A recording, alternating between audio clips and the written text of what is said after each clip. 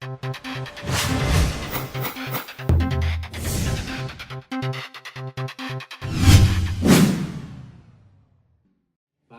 Pero esta mañana, saben ustedes, hemos sido invitados a una cosa más grande todavía.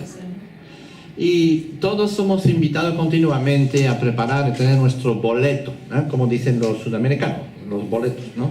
Las entradas, los tickets de entradas, ¿no? Para un día, como leyó Edu esta mañana, el texto de Apocalipsis, ¿no? Poder estar sentado en el cielo y contemplar la adoración celestial. ¿Podéis imaginar eso? ¿Qué? Pensé que iba a ser un aburrimiento. O sea, cuando Juan escribe esto, les aseguro que está temblando de la emoción. No he visto la escritura, pero seguro que está un poco así, ¿sabes? Temblando de la emoción por lo que ve y lo que trata de compartir. Que el espectáculo, que es más que un espectáculo, no hay espectáculo humano tan grande y tan maravilloso al cual uno puede participar, ¿vale? Incluso, que mira que es fantástico un concierto de Luis Abelo, pero, ¿vale? Pero no hay eventos, y no hablamos del Madrid-Barcelona esta tarde, eso es otra cosa. No hay eventos más extraordinario al cual uno podría desear asistir. ¿Tú vas a estar? Amén. ¿Tienes tu boleto? Amén. ¿Tienes tu ticket de entrada? Amén. Todo el mundo dice amén. Esta mañana me gustaría justamente hacerle las preguntas. ¿Ustedes están seguros de tener vuestro ticket de entrada? Porque estamos de acuerdo, ¿eh? Si hay una pregunta más fundamental, es esta, ¿no?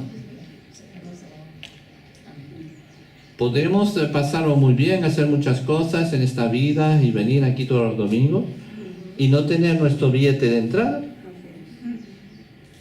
¿Os dais cuenta de eso? Sería terrible. Y no es una acusación que quiero hacer esta mañana, es una pregunta. ¿De acuerdo? Para cada uno de ustedes. Y a mí también. Yo creo que es constante que tenemos que volver a preguntarnos hasta que tengamos la seguridad en nuestro corazón de decir, wow, tengo esto. ¿Saben ustedes? En mi primera visita a España, visité este pueblo, que es magnífico, ¿verdad? ¿Verdad qué bonito es? Es en el norte de España, se llama un pueblo de Cayón, en Galicia, ¿vale? Y vine ahí para acompañar un chico que sus padres vivían ahí en una casita, ahí eran pescadores, iban todas las noches a pescar y comí pescado durante un mes. Yo que de Suiza no comía mucho pescado, pero ahí ¿vale? Todos los días pescado y papa. Y grelos, que lo dice ellos, no para nada. Sí, bueno. Y entonces me empapé de la cultura española ahí, y gallega, y realmente fue un tiempo magnífico. Pero hay un chiringuito que había en el pueblo ahí.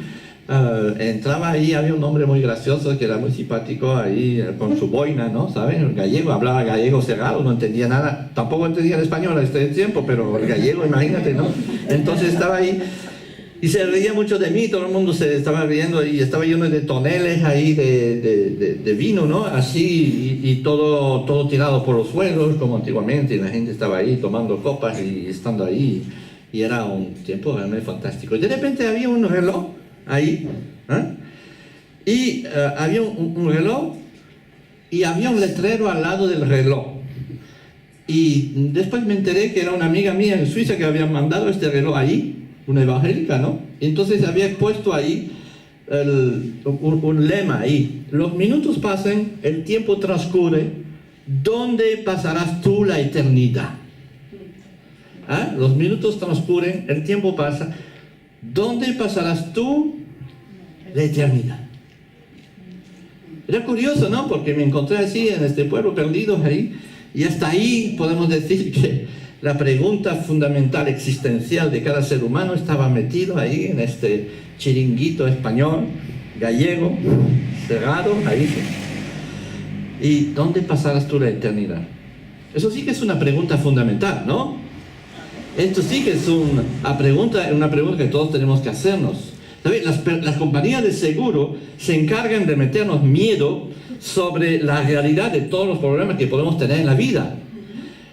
Es un miedo fundado porque ocurren cosas, ¿no es así?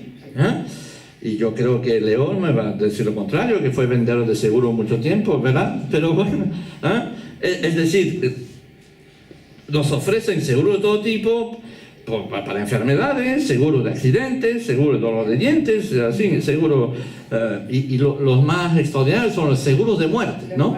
Es decir, para la familia, ¿no? Porque si te vas tú, ¿qué pasará de tu familia? Sí, es verdad. Incluso hay un seguro que se llama La Eterna. Oh, fíjate, ¿no? Sí. Pero, ¿hay un seguro de vida eterna? ¿Tú tienes este seguro de vida eterna? Para ello también existe un mercado de seguros, ¿sabes?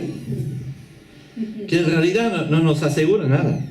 Las religiones del mundo, que son invenciones de humanos, para dar falsas esperanzas a los creyentes sobre un paraíso ficticio, hay un montón por todas partes. Y nos aseguran muchas cosas, nos aseguran el nirvana, o como los musulmanes, ¿no?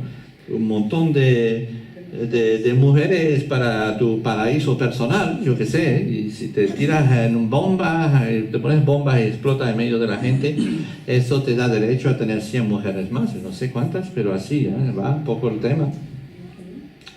Pero también somos expertos a asegurar el futuro a mucha gente, diciéndole, por ejemplo, nosotros ven a la iglesia y tú verás cómo tendrás la vida eterna, o paga tu diezmo y verás cómo tendrás la vida eterna, o haz esto y el otro y haz muchas buenas obras y verás cómo tendrás un seguro de vida eterna.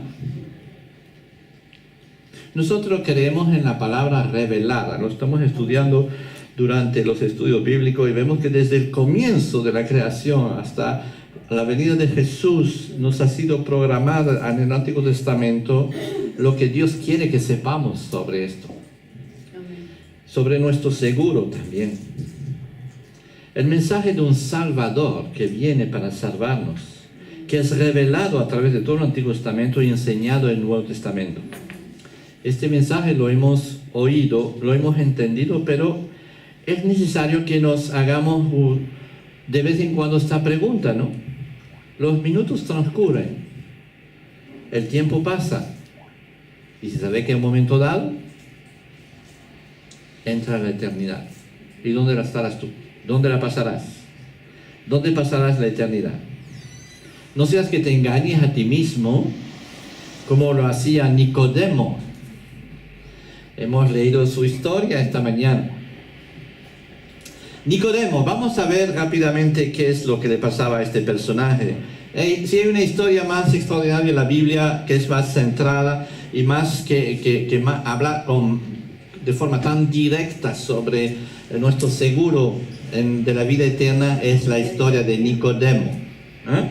Nicodemo tiene varias particularidades, los que han leído los textos, seguramente que todos nosotros hemos leído 40.000 veces, porque de tal manera amó Dios al mundo que ha dado su Hijo unigénito, para que todo aquel que en él cree no se pierda, ¿vale? Es un versículo 3:16 en el mismo capítulo. Pero eso lo dijo Jesús en una conversación que tenía con Nicodemo. Y es muy importante que recordemos esto. Así que les invito a que cojan el capítulo 3 de Juan y que volvamos un poquito sobre ello, porque de esto depende tu seguro de vida eterna. Que hayas entendido eso y que no solo me hayas entendido con tu cabeza, sino que hayas tomado decisión en tu corazón. Eso te garantizo, no son palabras mías, eso son palabras de vida eterna, es palabra de Dios. Esto está escrito en la Biblia. Eso es todo el capítulo 3 de Juan. El capítulo 4 después, donde Jesús va a decir lo mismo, pero de manera diferente, a una mujer samaritana. Y después lo va a decir a un centurión, y lo va a decir a mucha gente. Y cuando Jesús muere y resucita, después los apóstoles van a salir a la calle y van a decir lo mismo. Entonces, si quieres ser salvo, tenéis que arrepentiros y creer en el Señor Jesús. Y eso lo van a decir los apóstoles, y lo van a decir los grandes predicadores que han surgido en todo tiempo. Y si no les dicen eso, son falsos predicadores. porque eso es la palabra de Dios central. Es lo que dice la palabra de Dios. Entonces volvemos al contexto donde fue escrito esta historia. La historia de Jesús y Nicodemo que encontramos en el capítulo 3 de Juan es en realidad una respuesta a los 3 últimos versículos anteriores del capítulo 2, donde se nos ha dicho que muchos creyeron en Jesús viendo las señales que hacían, pero Jesús mismo no se fiaba de ellos porque conocía a todos y no tenía necesidad de que nadie le diese testimonio del hombre, pues él sabía lo que había en el hombre. Y entonces se nos cuenta la historia de Nicodemo. Recuerden el contexto, ¿no? Hay mucha gente que están maravillados por los ¿cómo se dice? Milagros que Jesús hacía. Yo creo que si hubiera una persona que hacía tantos milagros como Jesús y tan sorprendente, todos estaríamos detrás de él para mirar a ver qué pasa, cómo está, ¿no? Y es increíble. O siempre hay los incrédulos que no quieren saber nada, pero vamos, los milagros de Jesús era tan evidente y tan extraordinario que la gente estaba totalmente atraído por estos milagros. Pero el texto nos dice claramente que si la gente venía por los milagros, pero Jesús sabía lo que había dentro del corazón de las personas. No hacía de ellos creyentes. ¿Entendéis? Venían, estaban, se reunían, alababan y glorificaban a Dios, pero eso no hacía esto unos creyentes. Oh, ¿qué me está diciendo? Pues sí, no es eso. Y entonces Jesús le va a decir y va a hablar con Nicodemo, más bien Nicodemo va a venir, ¿no? Va a venir porque Nicodemo era una persona interesante, ¿no? Era primero un personaje impresionado por los milagros, él lo dice también. ¿De acuerdo? Lo va a decir que es impresionante. Dice, yo vengo porque he oído de ti que tú haces grandes cosas. Es conocido, no es mentira. No vengo a ti para ver si tú eres un mentiroso. No, él ya sabía que Jesús hacía milagros. ¿De acuerdo? Entonces no era eso el problema. Él viene justamente porque ha sido impresionado por la fama que tiene Jesús en este momento, por los milagros y todo lo que está haciendo. Y le interesa, obviamente, claro. ¿Cómo no le va a interesar, ¿no? A este hombre? ¿Saben? Hay canales, televisiones cristianos que nos muestran predicadores insistiendo sobre los milagros. Y si bien creo que Dios puede hacer milagros, gloria a Dios por ello, puede sanar, puede hacer cualquier milagro, ¿saben ustedes? Sed consciente de ello, creerlo, ¿verdad? Los milagros nunca fueron motivo por el cual la gente crea en Jesús. Muchos creyeron en Jesús por los milagros que él hacía, pero en realidad eso no era suficiente. La fe auténtica produce un cambio radical en la vida de los que la experimentan. Hay algo que traspasa el simple maravilla, ser maravillado por los milagros, por el espectáculo. También hay mucha gente que viene a nuestras celebraciones, o hay gente que de repente viene a un concierto de música cristiana y se sienten tocados. ¡Ay, qué bonito, qué lindo!, ¿no? O la obra de teatro, o el coro, no sé, saben, cualquier cosa, incluso las predicaciones. ¡Ay, qué lindo!, ¿no? Me tocó el corazón, es lindo, ¿no? Y no digo que eso no está mal, que está mal, no. Pero todavía no lo es. La fe es otra cosa. Y entonces nuestro hombre viene. Sí, primero, impresionado por los milagros. Segundo, él era fariseo. Fariseo significa un hombre separado o apartado para Dios. ¿Vale?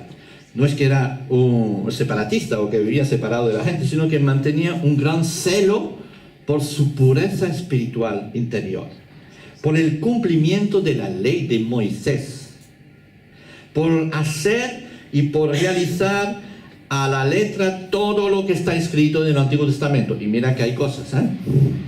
Mira que hay mandamientos. Y ellos trataban de cumplir con toda rigurosidad todo el texto de la Biblia del Antiguo Testamento. ¿Vale? Así que era un personaje realmente extraordinario, ¿verdad?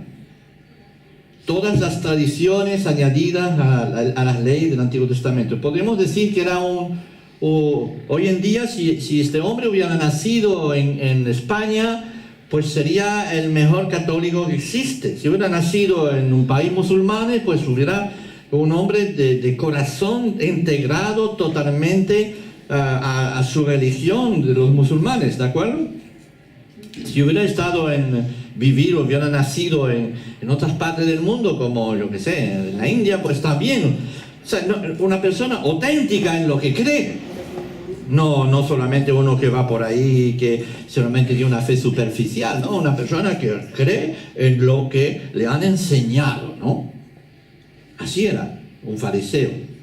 Por ejemplo, la Biblia nos enseña mandamientos que tenemos que reservar al sábado por Dios, ¿no? Es decir, el sábado es un día realmente para los judíos intocable, ¿no?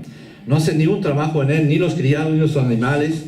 Pues no contento con ello, los judíos dedicaban horas y horas en especificar lo que significa este mandamiento en un sinfín de reglas para la vida. De generaciones en generaciones han añadido reglas específicas relacionadas con el sábado y el hecho de no hacer nada durante este día, de tal manera que se acumularon 24 capítulos de la Misna, se llama así, es una especie de catecismo judío, ¿no? Y un ejemplo, por ejemplo, atar un nudo era un trabajo que no se podía hacer, ¿vale? Era un pecado tanto si se hacía como si se deshacía. No se podía tocar los zapatos, ¿no? Pero había excepciones, ya que las mujeres tienen que atarse el vestido o hacer nudo en él. Así que para sacar agua de un pozo, un día de sábado se ingeniaban para atar la cuerda al cinturón de su mujer, para que pudiera entrar y estar conforme a la ley, ¿no? Hacer un nudo era pecado, pero si se trataba del cinturón de su mujer, no era pecado. Tanto era estipulado. ¿Podéis entender un poco eso o no? Y Jesús denunció la hipocresía de ellos, de los que ponían un acento desmesurado sobre el aspecto exterior de su creencia, antes que una transformación interior. Y la Biblia no nos llama a ser religioso, sino que nos habla de un auténtico nuevo nacimiento.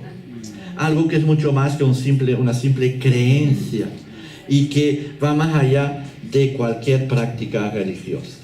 Así que era un hombre religioso. Y su posición dentro de la religión hacía que era un hombre importante. Es decir, que también era un hombre reconocido por el Sanedrín, ocupaba un sitio de importancia en el gobierno judío de la época, que bien estaba sumiso a los romanos, pero también tenía todavía bastante poder. De hecho, pudieron matar a Jesús por eso, ¿no? Por el cierto poder que tenía, incluso delante de los romanos. Pero bien, era un hombre importante, un hombre de los principales, de los sacerdotes, el Sanedrín era compuesto por un sumo sacerdotes, unos ancianos, padres de familia y los escribas. Formaban como 71 personas dentro del parlamento, entre comillas, ¿no? Judío de la época, y de los que dirigía. Era uno de ellos. Imagínense, ¿no? Y todo eso para enseñarle lo importante que era Nicodemo. Significa, pues, que era religioso, sí, lo sabemos, pero era rico y poderoso.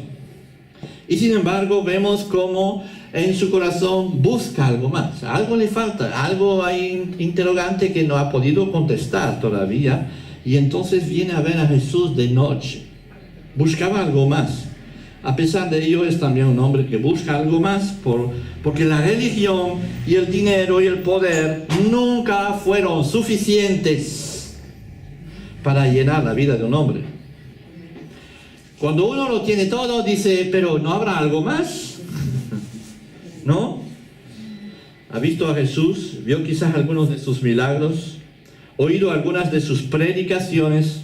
Algo le atrae, pero tiene miedo. Siente que es contrario a lo que profesa su religión. Y Jesús provoca tanta contradicción con la gente, una cosa como la otra. Hay algo que atrae y rechaza a la vez. Atrae porque queremos saber, parece que hay algo más ahí detrás, ¿verdad? Pero, cuidado, ¿no? Es la posición de tanta gente en la calle, ¿no? Dice, wow, yo vendría, pero no sé. A veces dice, ¿y por qué vas a tener miedo? Es que aquí cortamos la cabeza a la gente que entra, ¿verdad? O no les dejamos salir nunca. No, la gente tanto miedo tiene de venir y asistir un día a un culto, ¿verdad? Es curioso, o de ir a Jesús, de verdad. Entonces Él viene de noche. También podemos decir que si viene de noche es que justamente tiene miedo de qué es lo que podrán decir sus compañeros, ¿no? ¿Ah? O simplemente quiere coger a Jesús aparte y tener un buen tiempo con Él. No se sabe muy bien la razón por la cual Él viene de noche, pero sí seguramente que hay un poquito de todo, ¿eh? Maestro, sabemos que has venido de Dios por los milagros que haces, le dice. Y lo curioso es que Jesús no le contesta a esta afirmación. Hubiera podido decir, sí, pero te voy a explicar cómo se hacen los milagros. No. Ni siquiera le pregunta quién es, ni siquiera le dice cosas específicas sobre su vida, lo que sea, para abrir el corazón de este hombre. Enseguida le da una respuesta que es directa. Hay algo más urgente, es como decir, yo vengo a investigar sobre ti, ¿no? Y Jesús le dice, olvídate de investigar sobre mí, tú hay una pregunta que quiero hacerte. ¿Tienes tu ticket para el cielo? ¿Hay una pregunta más importante que esta en la vida? ¿Hay un asunto que tú debes de arreglar más importante que esto ante todo? ¿No hay una cosa que realmente tienes que saber tú mismo en tu corazón dónde estás y a dónde vas? Más importante que saber contestar a esto. Y Jesús le va a contestar a esto, o le va a poner el dedo en la llaga enseguida, ¿no? Es que este hombre viene con todo su abrigo de popularidad, o más bien de confianza en sí mismo por todo lo que él es, fariseo y todas estas cosas. Y Jesús le dice, muchacho, si no naces de nuevo, no podrás entrar en el reino de Dios. ¿A qué viene eso? Habrá dicho el otro, ¿no? Sí. Una pregunta que el dinero no pudo contestar, que el poder tampoco, y que su religión de preceptos tampoco había podido hacer. Todo de esta vida es vanidad, dice el Eclesiastés, si no has respondido a la cuestión de la vida eterna. Si no estás al claro sobre esto en tu propia vida. Y me gustaría esta mañana realmente poder contestar y hacer esta pregunta directa a todos ustedes. Una vez más. Y dice el Señor, de cierto te digo, que a menos que no nazcas de agua y de espíritu, no puedes entrar en el reino de Dios. Díselo a tu vecino. A menos que no nazcas de agua y de espíritu, no puedes entrar en el reino de Dios. Jesús respondió a una pregunta que Nicodemo no hizo verbalmente, pero que tenía en su corazón. Jesús leyó el corazón de Nicodemo y fue directo al meollo de la cuestión, a saber su necesidad de transformación o regeneración espiritual que solo puede hacer el Espíritu Santo en una vida. El nuevo nacimiento es el acto por el cual la vida eterna es impartido al creyente. De manera que aquel que está en Cristo, nueva criatura es. Las cosas viejas pasaron y son todas hechas nuevas. 2 Corintios 5:17. Y Pablo explica en las cartas de los Corintios y los Romanos y todo eso, explica todo eso, ¿no? Explica claramente que hay un antes y un después. Un antes fuera de las cosas de Dios, insensatos, rebeldes, pero Dios toca nuestras vidas y hay un nacimiento espiritual. Nicodemo no entiende. Este hombre familiarizado en el estudio del Antiguo Testamento, conocedor de la religión judía, familiarizado con las alegorías a menudo empleadas en el Antiguo Testamento, ahora es totalmente torpe en su manera de entender. Es que no entiendo lo que está diciendo. ¿Acaso tengo que volver en la barriga de mi madre y volver a nacer? Le dice, fíjate, ¿no? No entendía que Jesús hablaba de forma espiritual, obviamente, ¿no? Y Jesús le vuelve a contestar con precisión. Tienes que nacer de agua y de espíritu. El agua siendo la regeneración o lavamiento de pecado. Tú tienes que ser lavado de tus pecados. Y tú tienes que nacer del Espíritu, es decir, tú tienes que recibir el Espíritu Santo en tu vida. Son dos cosas. La religión, tú sabes, la religión es tuerce todas las cosas, hasta el texto bíblico lo tuerce. Dice que cuando tú eres muy pequeñito y te ponen una gotita de agua encima de la cabeza, eso es decir, la regeneración de tus pecados, que quita el pecado original. Y sigue con el cumplimiento de las reglas a los 8 años, a los 15, no sé cómo es, en fin, sucesivamente, durante toda tu vida, si sigues cumpliendo los requisitos dados por la iglesia, y de repente estás moribundo en una cama de hospital, casi a punto de morir, si no viene el hombre para darte la extrema unción, que es el punto terminal, ¿vamos? No te vas al cielo. A lo mejor te salvas si vas al purgatorio un tiempo y pagas muchas misas para ti, pero que tendrás mucha gente para pagarte misas después. Eso es lo que tuerce la religión, ¿vale? No, ni siquiera es para reírse, es todo lo contrario, es para asustarse a veces, ¿sabes? La Biblia no dice eso. Jesús dice, tú tienes que nacer de agua y de espíritu. Tú tienes que nacer de nuevo. Tú tienes que hacer una experiencia clara conmigo. Y una persona así es muy difícil que entienda lo que significa nacer de nuevo, ¿no? Si crees que no les pasa eso a los evangélicos, no es así. Muchos viven todavía bajo los mismos principios, ¿sabes? Las reglas de asistir a la iglesia. Tan frecuente pensar que porque una persona asiste a la iglesia, más o menos, regularmente, ha nacido de nuevo. Porque ha venido a Misión Cristiana 4 veces.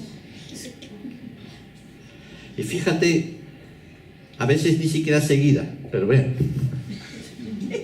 Y piensa que todo va bien y va ahí la vida y se pasea por ahí. O uno que dice, es que he venido desde el primer día que abriste la iglesia, chico.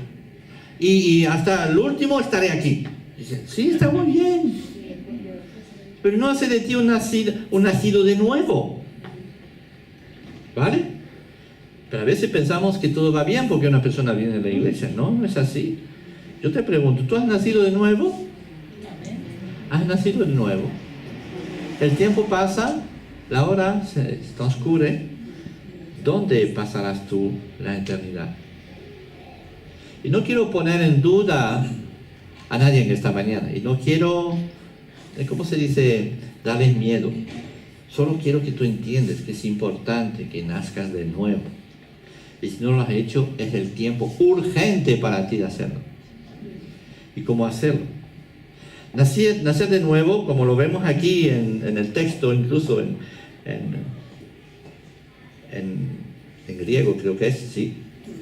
Es un término que normalmente se refiere a un renacimiento espiritual o la regeneración espiritual de una persona. La frase tiene su origen en Juan 3:3, donde aparece relacionado con los conceptos espirituales del bautismo y de la salvación.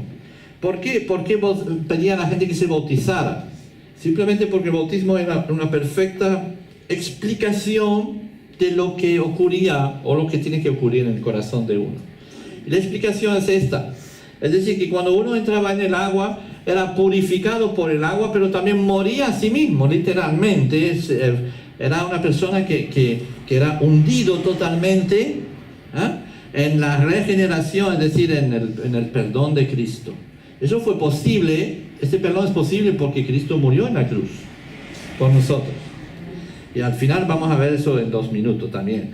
Es decir, como Jesús murió en la cruz por nosotros decimos, sí, Señor, yo sé que tú has muerto por mí en la cruz, yo sé que tú has dado tu vida por mí, pero entiendo que lo que está clavado aquí no eres tú, sino mis pecados, yo mismo me identifico contigo en la cruz. Y es lo que haces cuando tú eres bautizado, porque literalmente eres hundido en el agua, ¿de acuerdo? Y el agua te regenera, te limpia de todo. Pero después no te quedas ahí y no sales de nuevo, ¿no? Y los judíos entendían muy bien eso, porque los judíos cuando se hacían bautizar, era el bautismo de arrepentimiento de Juan, ¿verdad? Pero también salía ahí y tenía una nueva identidad, eran personas nuevas. Significa que realmente aquí Dios miraba el corazón de las personas, si éste ha sido sincero, y le bautizaba con el Espíritu Santo. Y eso era extraordinario, porque la gente entonces podemos entender por qué Jesús insistía sobre esto, de ser bautizado en agua y el bautizado de fuego, ¿no? Las dos cosas a la vez, ¿no? Y entonces la gente entendía muy bien en esta época. Ahora casi nadie lo entiende de verdad, porque la gente se hace bautizar como si fuera un rito encima de sus vidas. Dice, yo fui bautizado. Y vas a presentarte al cielo y sacas el ticket. Mira, tengo el bautismo firmado por el pastor Philip. Y dime, el pastor Philip, Misión Cristiana Canaria, el tal día, no, tú ves que estoy bautizado, dice el Señor. Qué bonito, ¿no? Qué bonito diploma te han dado. Pero eso no te va a servir para entrar. Para servir para entrar, sirve lo que yo hice por ti, no lo que tú hiciste por mí. Sirve lo que yo he hecho por ti, no lo que tú has hecho por mí yendo a la Teresita un día. Aprecio que lo hayas hecho. Aprecio que lo hayas hecho porque has demostrado un testimonio a la gente. Pero no por eso te dejo entrar. Yo te dejo entrar porque yo hice lo que tiene que hacer por ti. ¿Sabes? Eso es el Evangelio de la gracia. Es lo que llamamos nosotros el Evangelio de la gracia. No es algo que nosotros tenemos que hacer, sino lo que hizo Cristo por nosotros. Jesús le va a tener que enseñar esto al maestro de Israel, al que daba curso bíblico a todo el mundo. El Evangelio de la gracia le va a decir. La buena noticia que proviene de Dios y no de Él. La iniciativa de salvarnos viene de Dios, ¿sabes? No somos nosotros que salvamos a nadie y tú tampoco te salvarás a ti mismo. La salvación viene de Dios. Por eso este texto le va a decir, porque de tal manera amó Dios al mundo, que ha dado a su Hijo unigénito. No somos nosotros que hemos hecho nada. Dios lo ha hecho posible. En Cristo Jesús lo ha dado. ¿De acuerdo? No proviene de nosotros, de nuestros esfuerzos. ¿Saben? Y después llega a un versículo que más tarde sigue también, ¿sí? Dice, porque todo el que cree no se pierde, sino será salvo. Cree en su nombre, literalmente dice creer al entrar en el nombre, ¿no? Significa mucho más que un asentimiento intelectual de las afirmaciones del Evangelio. Incluye una confianza desde el profundo del corazón de uno en lo que Cristo hizo en la cruz por nosotros. Es decir, mira, hoy tomo la resolución de confiar totalmente en lo que Cristo hizo por mí en la cruz. Es un hecho que Cristo lo ha hecho hace 2000 años. Dios ya ha dado su Hijo unigénito para ti. Lo que quiere Dios de ti es que confíes en ello. ¿Entiendes eso? Tan simple como esto. Pero la confianza en esto tiene que ser una confianza absoluta, total. Yo confío en lo que Dios ha hecho por mí. Es terrible cuando tú hablas con un católico, y no es para nombrarles en esta mañana de forma más especial, pero mucha gente le pregunta a usted cuando se muere, ¿va a ir al cielo? Y dice, bueno, creo que sí. En realidad nunca están muy convencidos. Podría preguntarle a ustedes cada uno de esta mañana, ¿usted van a ir al cielo? Es lo mismo que les he dicho, ¿no? Antes, ¿su ticket del cielo lo tiene? Y la segunda pregunta sería, ¿y por qué pensáis que sí que vais a entrar? Porque aquí mucha gente dice, sí, estoy convencido. ¿Qué le da derecho a entrar en el cielo? Pues simplemente el texto dice así, ¿no? Porque confío en lo que Dios ha hecho ¿Y Dios no miente? ¿O es que Dios es un mentiroso y que no lo va a hacer? ¿No? Si Dios dice todo aquel que en Él cree, yo creo. Yo confío en Él, amén. Yo deposito mi confianza en Él. Yo sé que lo que Él ha hecho va a ser suficiente. ¿Cómo que no? Si el Hijo de Dios murió por mí, en mi lugar. Lo llamamos el Cordero de Dios, el que dio su vida por nosotros. Dice la Biblia, si yo confío en ello, soy miembro del reino de Dios. Fíjate. El nuevo nacimiento era eso. El Nicodemo, con todos sus argumentos, con todo su conocimiento, con toda su rectitud en el cumplimiento de los mandamientos, que les garantizo que ninguno de ustedes tenía la estatura moral que tenía Nicodemo. Ni yo, ni nadie. Porque era un hombre que cumplía la letra, los mandamientos de Dios. Pero le dice, mira, está muy bonito lo que estás haciendo, pero no sirve. ¿Ah? Sí, porque lo que sirve es la fe en el Señor Jesús.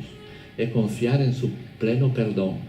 En lo que hizo en la cruz, que fue crucificado, porque ahí crucificó a tus pecados, a mis pecados. Y tú confías en Él. Si simplemente haces este paso de fe completo en Él, automáticamente dice, hay que mi hijo, porque nacemos por la fe, nacemos espiritualmente por la fe, y el Espíritu Santo viene automáticamente sobre nosotros. ¿Sabe? Es como si hay un cubo de agua que está ahí tirado, ¿no? Y el agua empieza a caer, pero si no abres tu corazón, no recibes nada, ¿verdad? Si lo dejas cerrado, se va por ahí. Pero mira, desde el momento que abres tu corazón, seguro que te mojas. Seguro, ¿no? El Espíritu Santo es igual, ¿no? Parece ser que tenemos que hacer cosas raras para recibirlo. No. Cree en el Señor Jesús y recibirás el Espíritu Santo. Eso es literal, es así que hace el Señor. Creer en su nombre literal es creer en lo que Él ha hecho por nosotros. Por la gracia somos salvos. Insistirá Pablo una y otra vez, dirá, no son por las obras, no es las cosas que puedes hacer que les va a salvar, es la fe en nombre de Jesús, la fe en su nombre. Y para explicar eso, para terminar, se va a referir a una historia, porque lo dice en el versículo 14, ¿no? Lo dice, tú sabes, Nicodemo, de tal manera que Moisés levantó la serpiente en el desierto, así es necesario que el Hijo del Hombre sea levantado, para que todo aquel que cree en él tenga vida eterna. ¿Usted sabe de qué trata esto de Moisés levantó la serpiente en el desierto? ¿Tú lo sabes? Diga que no, porque si no, si todo el mundo lo sabe, entonces ¿qué voy a decir? Sea honesto. No, es que poca gente sabe lo que significa, pero lo que quiero decirle es que Nicodemo sabía perfectamente de lo que estaba hablando. El estudiante de la Biblia, del Antiguo Testamento, cuando Jesús dijo, de tal manera que Moisés levantó la serpiente, sí. Ahora dice usted a la gente de la calle, de tal manera Moisés levantó la serpiente en el desierto. Y diré, ¿qué me está hablando, chico? Chacho, cállate. ¿No? Te di ahí en la calle. ¿Qué estás diciendo, chico? Pero Nicodemo sabía cómo, así de repente, ¿no? Todo lo que me está diciendo el nuevo nacimiento tiene relación con Moisés que levantó una serpiente en el desierto. ¿Qué significa? Entonces él sabía perfectamente. No tenía más necesidades. Pero creo que algunos de ustedes sí que necesitan un poco de explicaciones sobre esto, ¿no? Sabemos, si lees en el capítulo 21 de Números en el Antiguo Testamento, vayan buscándolo en casa porque puede tardar, ¿eh? Buscando, número 29, ¿no? 21, versículo 9, veréis lo mismo, ¿no? Moisés está en el desierto con el pueblo de Israel y estos son rebeldes, esta gente son incrédulos, insumisos al líder y han pasado experiencia extraordinaria con él, pero vamos, el corazón humano es así. Se olvida de las bondades de ayer, pero al momento, ¿no? Y cuando vienen las dificultades, se empieza a criticar, a querer fastidiar al líder y todo eso. Entonces Dios le dice a Moisés: tú, Moisés, mira a ver qué voy a hacer. Y de repente el pueblo, el campamento donde están viviendo en el desierto está invadido por serpientes. Qué simpático animalito, ¿verdad? ¿Ah? Y vienen los serpientes por todas partes, empiezan ahí y empiezan a morder a todo el mundo, y desgraciadamente ni siquiera son boas de estas, ¿no? Son serpientes víboras que pican y te matan, ¿no? O cobras, ¿no? De estas, ¿no? Y cobras bastante después. Bueno. Entonces, vienen las serpientes y muerden literalmente a todo el mundo. A todos. Leen la historia, verás que es así. Yo no sé si hay cosas más horrorosas que uno puede ver, ¿no? Sentirte invadido por las serpientes y tal. Entonces, puedes imaginar todo tipo de situaciones ahí. Sería interesante de reflexionar y que cada uno dijera un poquito cómo haría en esta circunstancia, ¿no? ¿Qué es lo que haría, no? Entonces todo el mundo ahí cogiendo un palo grande y ¡pum! Jugando al golf con la serpiente para protegerse, ¿no?, de ellos, pero siempre hay una pequeñita que te pilla y te coge, ¿no? Otro que se sube en una silla, ¿no? Cosas que se puede hacer, ¿no? Podemos decir, ¿cuántas cosas se pueden hacer si somos invadidos por la serpiente? Había una lista, ¿no? Podríamos hacer muchas cosas. Pero los judíos lo hicieron, pero nada funcionaba y todo el mundo moría. Entonces Dios le dijo: mira, Moisés, te voy a dar una solución al tema.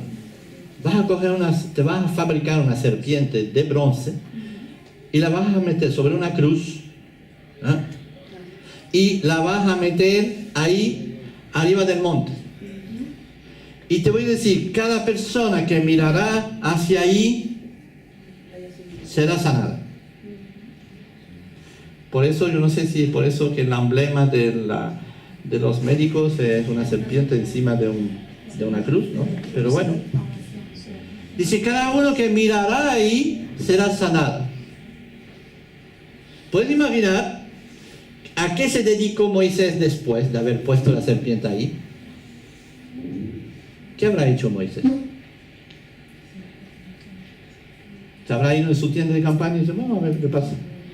No, habrá salido a la calle y decir, señores, hay que mirar a la cruz, hay que mirar a la cruz. Y la gente dirá, Moisés, te va mal la cabeza. ¿Cómo que voy a ser sanado si miro a la cruz? Moisés, estás loco. Y otro va a decir, los guerreros, pero vamos a ver, esta cruz, ¿realmente está hecho de bronce como hay que hacerla? Y así podemos imaginar miles de situaciones, ¿saben? Que son muy, muy significativas para nuestra época. Aquí Jesús murió en la cruz y fue hecho serpiente para ti y para mí. Porque la serpiente es el sinónimo de pecado en la vida y todos fuimos mordidos por la serpiente. No hay nadie que no haya sido mordido por la serpiente. Todos somos pecadores, dice la Biblia. Ni uno. Y todos somos contaminados, todos vamos hacia la muerte, porque somos gente que han sido picados por la serpiente y que irremediablemente van a morir, pero no solamente físicamente, sino espiritualmente, sino también de todas maneras, y vamos a ser lanzados en el fuego que arde, dice el Apocalipsis, dice toda la Biblia. Pero Dios ha puesto en la colina ahí una cruz donde fue crucificado un hombre justo, el Hijo de Dios, que se hizo serpiente para ti, por mí. Se hizo serpiente porque desde el momento que recibió nuestros pecados sobre él, se identificó tanto a mí, que dejó de ser el ungido de Dios. Y hubo un momento en la cruz, que lo veremos durante Semana Santa, donde dice, ¿por qué me has abandonado? Donde se separó la presencia de Dios, porque se identificó a mi pecado, y Él murió en mi lugar, identificándose a mí, a ti, a cada uno de nosotros en particular. Eso es lo que hizo Dios. Es lo que hizo Cristo en la cruz por nosotros. Pero resucitó porque venció la muerte, porque Él mismo no era el culpable. y resucitó y dijo, y yo traigo conmigo a todos los que creen en mí. Y la misma cosa hace para ti, para mí, cada uno de nosotros. Eso es la salvación, ¿sabes? Eso es creer. Creer en lo que Jesús hizo para ti. Y esta mañana te quiero hacer la invitación de, ¿tú crees? ¿Tú crees?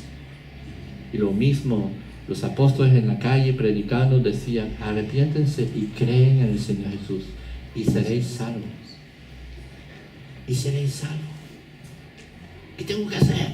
Nada, cree. Cree. Confía. Confía en lo que hizo Jesús en la cruz por ti. Eso es recibir tu billete para el cielo. No es hacer mil cosas, es confiar. Y esta mañana queremos terminar este tiempo. Yo quería hablar de eso porque yo creo que es necesario hablar de vez en cuando de esto. De volver a la fuente, de volver a lo principal. Y si hay alguien aquí que todavía no ha hecho este gesto de creer desde el fondo de su corazón, de decir, yo me decido, voy a confiar en Cristo 100%. Entonces te invito a que te pongas de pie, que vengas aquí delante inmediatamente corriendo si hace falta, porque es urgente. ¿Entiendes la urgencia? ¿Entiendes la urgencia? El tiempo transcurre, los minutos pasan. ¿Dónde pasarás tú la eternidad?